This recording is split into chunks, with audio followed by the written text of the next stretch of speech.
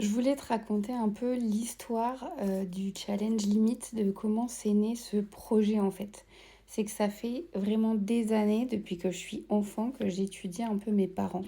Et mon père, notamment, était quelqu'un qui faisait beaucoup d'allers-retours, qui s'occupait beaucoup des autres. Tu sais, des allers-retours pour aller voir de la famille, réparer une voiture quelque part, échanger un truc de l'autre côté là-bas, se dépanner les uns les autres, bref.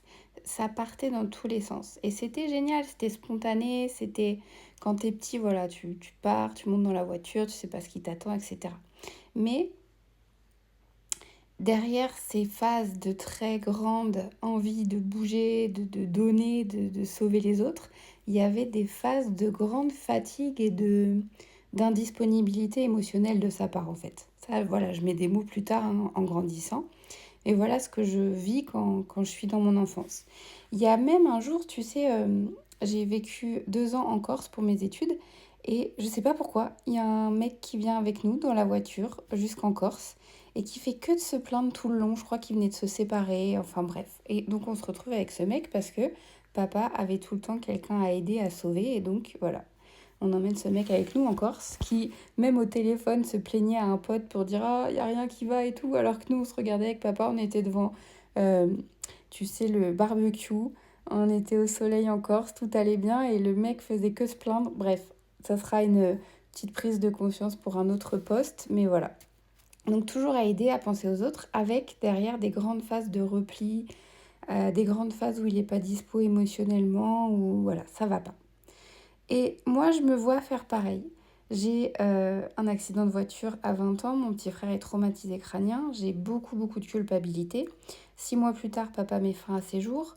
Donc, il y avait toujours cette tristesse latente, hein, qui nous amène à cet événement. Et moi, qui me jette dans le travail, je deviens maître nageur sauveteur pendant 10 ans, de 20 à 30 ans en gros. Et là, pareil, je me vois donner, essayer de sauver, essayer de réparer les autres. Je fais un peu comme j'avais appris par mimétisme. Et puis parce que j'avais cette culpabilité, cette honte toxique de l'accident, de tous ces événements qui me gardaient comme un peu en prison, quoi, dans mon truc. Donc, jusqu'au jour où, vers 30 ans, 29 ans, je deviens maman. Et moi, j'ai à cœur, vraiment depuis que je suis née, d'être une maman au top du top dans mes pensées, dans mes croyances. C'est vraiment mature émotionnellement, sécure, voilà, douce, bienveillante, nanana. Mais pas à contrario de quand je suis au boulot et tout, dans le fait de me faire manger, de me sentir absorbée par l'autre et tout ça, je veux un truc vraiment équilibré. Donc je cherche de partout. Je veux vraiment une relation avec, donc dans mon couple et avec mes enfants, quelque chose de, je sais même pas, j'ai pas conscientisé le truc, mais vraiment de mieux encore que toutes ces joies que j'ai eues en tant que gamine. Je veux du fun, je veux de la douceur, je veux vraiment du lien, quoi. Je veux vraiment une connexion avec mes enfants, avec ma famille, mon nouveau cocon, quoi. Et je veux vraiment cette présence émotionnelle, cette disponibilité émotionnelle pour moi et pour les autres. Donc je cherche partout et je tombe dans le développement personnel. Bien sûr, comme j'ai un peu ce syndrome du sauveur, je veux d'abord être coach en développement personnel, donc je fais les études et tout, mais je me rends compte qu'il y a toujours un truc qui va pas. Parce que je suis en train toujours de vouloir sauver les autres, et donc j'apprends. J'apprends les émotions, j'apprends les besoins, j'apprends l'EFT, j'apprends énormément de choses et j'en viens à vouloir finalement transposer tout ce que j'apprends à moi-même pour devenir cette maman sécure et mature que je veux devenir. Je continue avec l'hypersensibilité parce que je crois en fait que c'est l'hypersensibilité le problème. Donc je refais une formation pour faire de l'hypersensibilité une force parce que je suis toujours dans ce truc de femme forte. Donc la force, ça m'a parlé. Donc voilà, tu vois, chaque mot, chaque formation, chaque chose que tu as entrepris va te entrer en résonance avec une partie de toi qui à ce moment-là est en train en fait de voilà, vouloir se développer ou justement vouloir lâcher.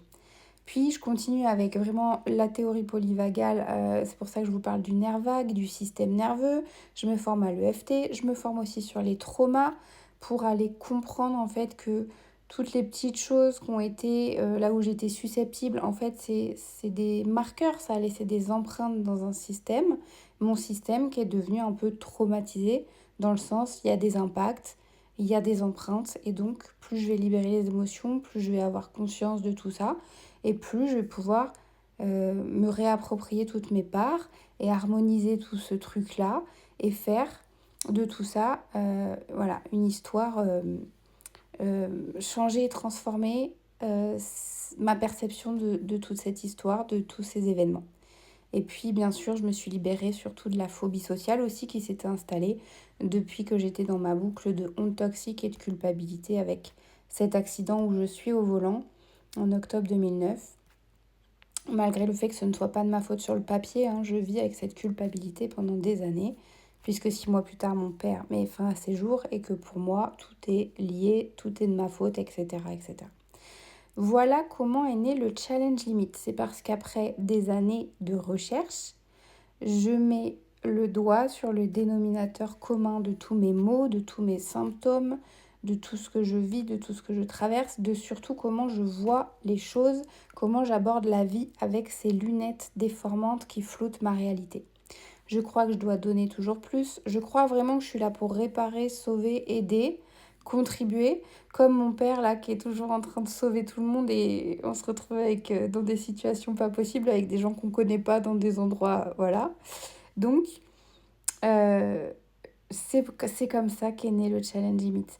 Donc c'est pour toi, si tu te reconnais dans cette histoire peut-être, dans le fait de vouloir sauver tout le monde, le fait de vouloir être cette femme forte qui ne peut pas se confier, ne peut pas montrer sa part vulnérable parce qu'à un moment où tu as voulu le faire, ça a été mal reçu, mal compris et voilà, quelque chose a laissé une empreinte en toi qui fait qu'aujourd'hui tu crois fort, fort, fort que tu dois tout faire toute seule et te débrouiller toute seule.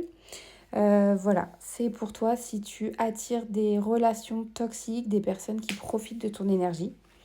Voilà, comprendre comment ça s'est engrammé, comment ça s'est construit. C'est un mécanisme de survie qui s'est plugué sur notre personnalité. Et donc, j'ai détaillé tout ça dans le challenge il y a 28 jours un petit contenu par jour pour faire ça vraiment à ton rythme et voilà, facilement pour une transformation vraiment profonde et durable. Les premiers retours sont excellents. J'ai notamment ce super commentaire où la dame me dit tout a changé. C'est une révélation, une révolution. J'ai enfin trouvé la sortie d'un labyrinthe dans lequel j'étais depuis plus de 50 ans.